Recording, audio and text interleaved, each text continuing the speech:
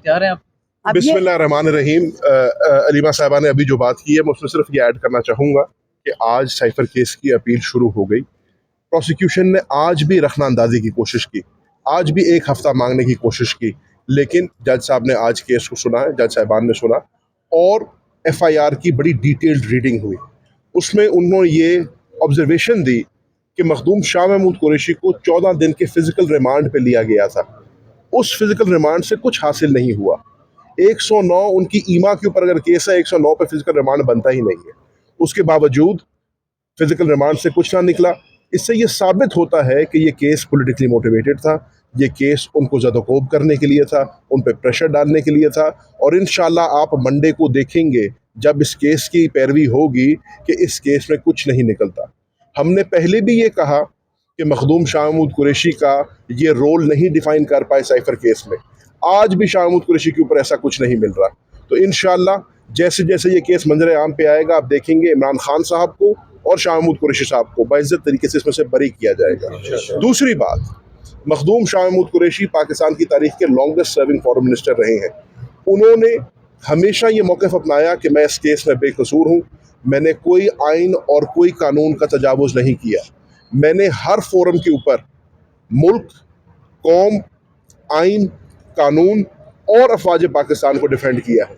इसलिए ये केस जो मेरे पे बनाया गया है सिर्फ मुझे इमरान खान और तहरीक इंसाफ से दूर करने के लिए बनाया गया है। हम इंशाल्लाह पहले भी बेकसूर थे, हम आज भी बेकसूर हैं और इंशाल्लाह आपको ये साबित होगा कि इस साइफर केस के अंदर बहुत ज़्यादा बेज़ाब्तियाँ हैं। मैं सिर्फ चंद का आपको यहाँ पे मेंशन कर दूँ।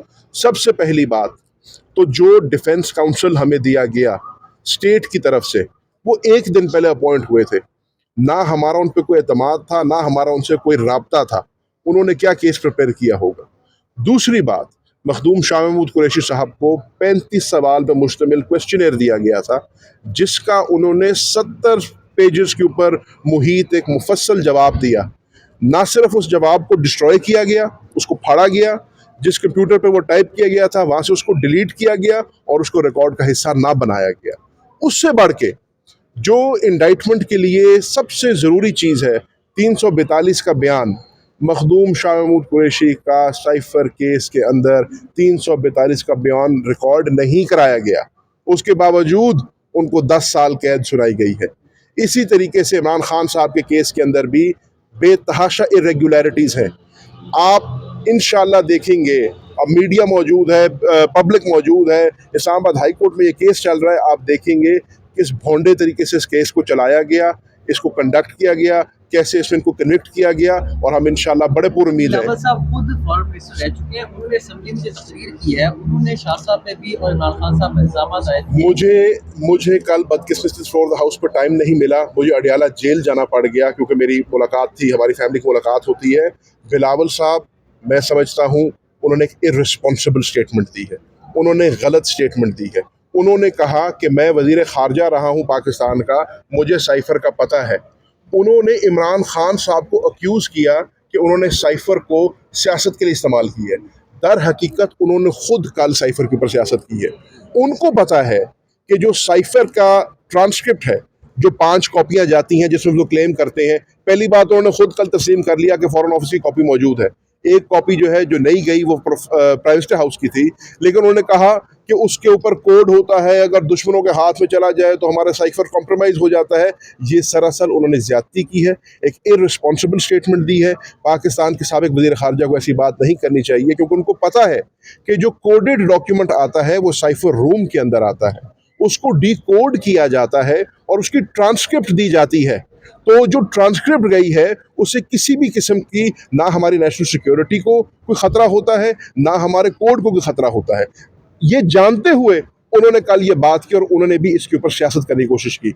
हमें उनसे उम्मीद ये थी कि जैसे वो बड़े बड़े बोल रहे थे, जैसे वो हमें सियासत का और जमहूरियत का भाषण दे रहे थे, तो कम से कम वो उसको ख़ुद अमली जामा पहनाएं। वो अंग्रेज़ी में कहते हैं प्रैक्टिस व्हाट यू प्रीच। तो जो वो प्रीच कर रहे थे उसको वो प्रैक्टिस भी करें और कम से कम फ्लोर द हाउस के ऊपर जो है पाकिस्तान की आवाम को बेवकूफ़ ना बनाएं और साइफर केस के ऊपर सियासत करने की कोशिश ना करें।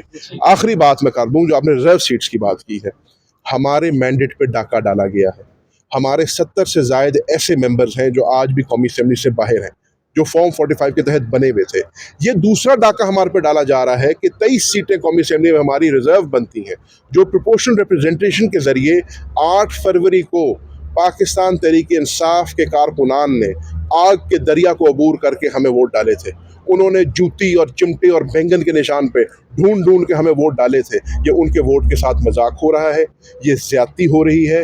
हमें प्रोपोर्शनल रिप्रेजेंटेशन के तहत अपनी ख़वातीन की सीटें भी मिलनी चाहिए, नॉन मुस्लिम्स की सीटें भी मिलनी चाहिए, और इंशाअल्लाह हम ECP के इस रूलिंग को कोर्ट में चैलेंज करेंगे। रही बात अलीम खान की और हुकूमत की जो आपने की है, तो ये भी आवाम के साथ एक मजाक है कि एक शख्स आपके घर में आके डाका डाले, फिर आप कहें कि उस डाकू के साथ बैठ के बात करो, और वो डाकू अपने डाके को तस्लीम भी ना करे, तो ये नहीं हो सकता। हम रिकन्सिलिएशन के हक में हैं, हम चाहते हैं पाकिस्तान आगे बढ़े, लेकिन ये तब तक नहीं होगा जब तक हमारा खोया हुआ मैंडेट नहीं चुराया हुआ मैंडेट वापस नहीं किया जाता। हमारे कायदीन इमरान खान, शाह महमूद कुरैशी और हमारे जितने भी असीरान हैं जो पाकिस्तान तहरीक इंसाफ के वर्कर्स हैं, उनको छुड़ाया नहीं जाता और हमें हमारा सिंबल वापस नहीं मिलता। ये 3 शर्तें हमारी मंजूर होंगी। हम रिकन्सिलिएशन के कायल हैं, हम रिकन्सिलिएशन ज़रूर करेंगे, लेकिन इससे पहले नहीं करेंगे। बहुत शुक्रिया। एक और मैं सबसे